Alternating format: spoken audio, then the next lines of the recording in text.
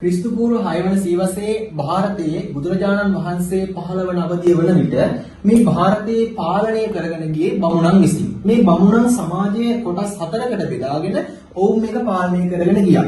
එතකොට මේ සමාජයේ පාලනය කරගෙන යාමේදී ඔවුන් පෙන්වා දුන්න කාරණාවක් තමයි මේ සමාජය නිර්මාණය කරන්නේ මේ සියලු දේවල් සිදුවන්නේ මහා බ්‍රහ්මයා කියන සර්ව බලධාරී දෙවියන්ගේ කැමැත්තට අනුව.